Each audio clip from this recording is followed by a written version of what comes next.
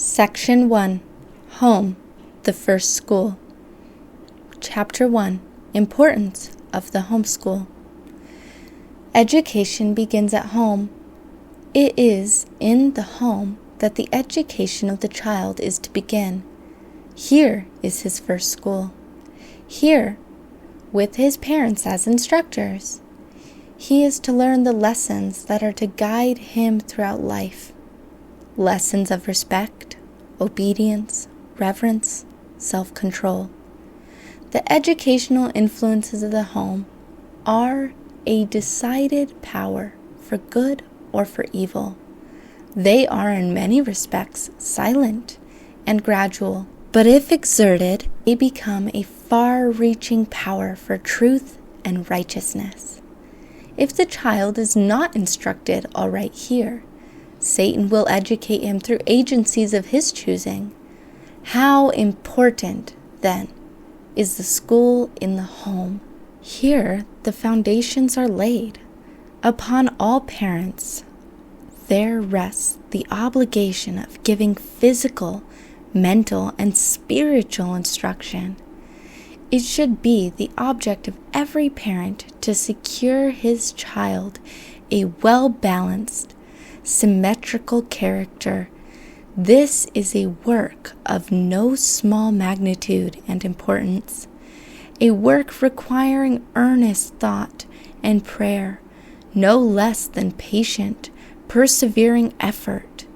A right foundation must be laid, a framework, strong and firm, erected, and then, day by day, the work of building, polishing, perfecting must go forward.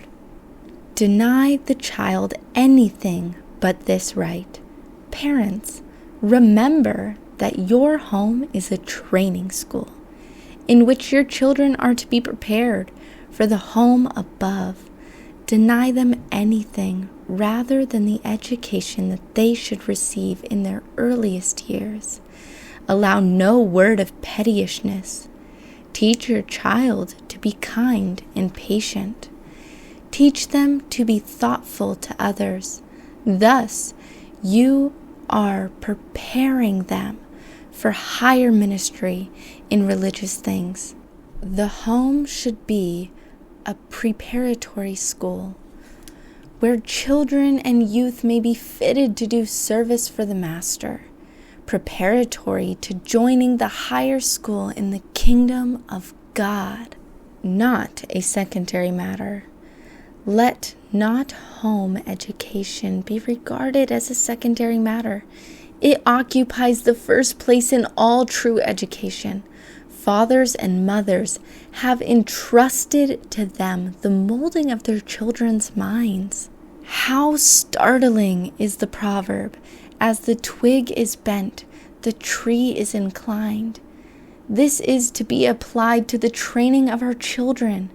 Parents, will you remember that the education of your children from their earliest years is committed to you as a sacred trust?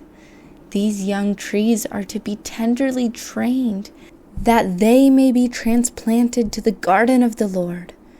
Home education is not by any means to be neglected. Those who neglect it neglect a religious duty. The great scope of human education. Home education means much. It is a matter of great scope. Abraham was called the father of the faithful. Among the things that made him a remarkable example of godliness was the strict regard that in his home he paid to the commands of God. He cultivated home religion. He who sees the education given in every home and who measures the influence of this education said, "I know him, that he will command his children and his household after him, and they shall keep the way of the Lord and do justice and judgment." God commanded the Hebrews to teach their children his requirements and to make them acquainted with all his dealings with their people. The home and the school were one In the place of stranger lips, the loving hearts of the mother and father were to give instruction to their children. Thoughts of God were associated with all the events of daily life in the home dwelling. The mighty works of God in the deliverance of his people were recounted with eloquence and reverential awe. The great truths of God's providence and of the future life were impressed on the young mind. It became acquainted with the true, the good, the beautiful. By the use of figures and symbols, the lessons given were illustrated, and thus more firmly fixed in the memory. Through this animated imagery, the child was, almost from infancy, initiated into the mysteries, the wisdom, and the hopes of his fathers, and guided in a way of thinking and feeling and anticipating that reached beyond things seen and transitory to the unseen and eternal. It precedes and prepares for the day school. The work of parents precedes that of the teacher. They have a home school, the first grade. If they seek carefully and prayerfully to know and to do their duty, they will prepare their children to enter the second grade, to receive instruction from the teacher. It fashions character. The home may be a school where the children are indeed fashioned in character, after the similitude of a palace. Education in the Nazareth home. Jesus secured his education in the home. His mother was his first human teacher. From her lips and from the scrolls of the prophets, he learned of heavenly things. He lived in a peasant's home and faithfully and cheerfully acted his part in bearing the household burdens.